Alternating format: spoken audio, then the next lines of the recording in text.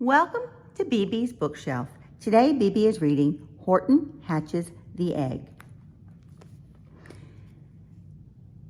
Sighed Maisy, a lazy bird hatching an egg. I'm tired and I'm bored and I've kinks in my leg from just sitting here day after day. It's work, how I hate it. I'd much rather play. I'd take a vacation, fly off for a rest. If I could find someone to stay on my nest. If I could find someone, I'd fly away free. Then Horton, the elephant, passed by her tree. Hello, called the lazy bird, smiling her best. You've nothing to do, and I do need a rest. Would you like to sit on the egg in my nest? The elephant laughed. Why, of all silly things, I haven't feathers and I haven't wings. Me on your egg? Why, that doesn't make sense. Your egg is so small, ma'am, and I'm so immense. Tut, tut, answered Maisy. I know you're not small, but I'm sure you can do it. No trouble at all. Just sit on it softly. You're gentle and kind. Come, be a good fellow. I know you won't mind. I can't, said the elephant.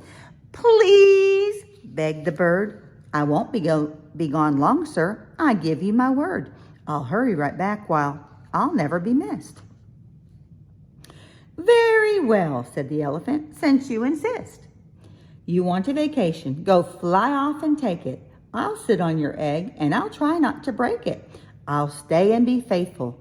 I mean what I say. Toodaloo, sang out Maisy and fluttered away. The first thing to do, murmured Horton. Let's see. The first thing to do is to prop up this tree and make it much stronger. That has to be done. Before I get on it, I must weigh a ton. Then carefully, tenderly, gently, he crept up the trunk to the nest where the little egg slept. Then Horton the elephant smiled. Now that's that. And he sat, and he sat, and he sat, and he sat. And he sat all that day, and he kept the egg warm. And he sat all that night through a terrible storm. It poured and it lightened. It thundered and rumbled. This isn't much fun, the poor elephant grumbled. I wish she'd come back, 'cause I'm cold and I'm wet. I hope that Maisy bird doesn't forget. But Maisy by this time was far beyond reach, enjoying the sunshine way off in Palm Beach, and having such fun, such a wonderful rest, decided she'd never go back to her nest. So Horton kept sitting there day after day, and soon it was autumn. The leaves blew away, and then came the winter, the snow and the sleet, and icicles hung from his trunk and his feet. But Horton kept sitting and said with a sneeze, I'll stay on this egg and I won't let it freeze. I meant what I said and I said what I meant. An elephant's faithful 100%. So poor Horton sat there the whole winter through, and then came the springtime with troubles anew. His friends gathered around and they shouted with glee, Look, Horton the elephant's up in a tree. They taunted, they teased him, they yelled, How absurd! Old Horton the elephant thinks he's a bird. They laughed and they laughed. Then they all ran away, and Horton was lonely. He wanted to play, but he sat on the egg and continued to say, I meant what I said, and I said what I meant. An elephant's faithful 100%. No matter what happens, this egg must be tended. But poor Horton's troubles were far, far from ended. For while Horton sat there, so faithful, so kind, 3 hunters came sneaking up softly behind. Do you see those hunters? He heard the men's footsteps. He turned with a start. 3 rifles were aiming right straight at his heart. Did he run? He did not. Horton stayed on that nest. He held his head high, and he threw out his chest. And he looked at the hunters as much as to say, "Shoot if you must, but I won't run away. I meant what I said, and I said what I meant. An elephant's faithful, 100%. But the men didn't shoot, much to Horton's surprise. They dropped their 3 guns, and they stared with wide eyes. "Look," they all shouted, "can such a thing be? An elephant sitting on top of a tree? It's strange, it's amazing, it's wonderful new. Don't shoot him, we'll catch him, that's just what we'll do. Let's take him alive, why, he's terribly funny. We'll sell him back home to a circus for money." And the first thing he knew, they had built a big wagon with ropes on the front for the pullers to drag on. They dug up his tree and they put it inside, with Horton so sad that he practically cried. "We're off," the men shouted, and off they all went, with Horton unhappy 100%. Up out of the jungle, up into the sky, up over the mountains, 10,000 feet high. Then down, down the mountains and down to the sea went the cart with the elephant, egg, nest, and tree. Then out of the wagon and onto a ship, out over the ocean, and ooh, what a trip!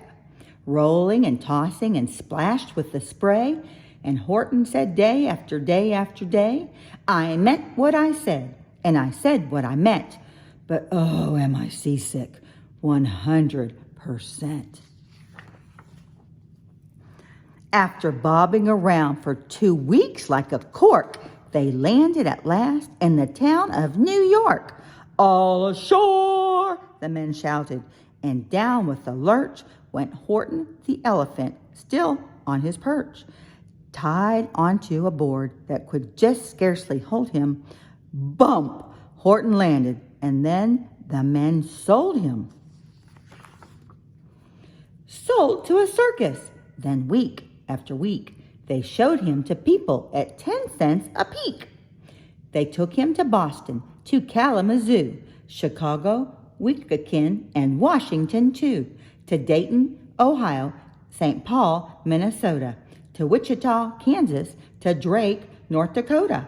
And everywhere thousands of folks flocked to see and laugh at the elephant up in a tree. Poor Horton grew sadder the farther he went, but he said as he sat in the hot, noisy tent, "I meant what I said, and I said what I meant. An elephant's faithful, 100%. Then, one day, the circus show happened to reach a town way down south, not so far from Palm Beach, and dwaddling a long way up high in the sky, who, of all people, should chance to fly by, but that old good-for-nothing bird runaway Maisy, still on vacation and still just as lazy. And spying the flags and the tents just below, she sang, "Out what fun! Why, I'll go to the show." And she swooped from the clouds through the open tent door. "Good gracious!" gasped Maisy. "I've seen you before." Poor Horton looked up with his face white as chalk. He started to speak, but before he could talk, there rang out the noisiest ear-splitting squeak from the egg that had sat on for 51 weeks. A thumping, a bumping, a wild, alive scratching. "My egg!" shouted Horton. "My egg! Why, it's hatching!" "But it's mine!" screamed the bird when she heard the egg crack. The work was all done. Now she wanted it back. "It's my egg," she sputtered. "You stole it from me. Get off of my nest and get out of my tree." Poor Horton backed down with a sad, heavy heart. But at that very instant, the egg burst apart. And out of the pieces of red and white shell from the egg that had sat on so long and so well, Horton the elephant saw something whiz. It had ears and a tail and a trunk just like his. And the people came shouting, "What's all this about?" They looked and they stared with their eyes popping out. Then they cheered and they cheered and they cheered more and more. They'd never seen anything like it before. "My goodness, my gracious," they shouted. "My word, it's something brand new. It's an elephant bird." And it should be like that, because Horton was faithful. He sat and he sat. He meant what he said, and he said what he meant. And they sent him home happily, 100%. The end. Remember to come back for more stories.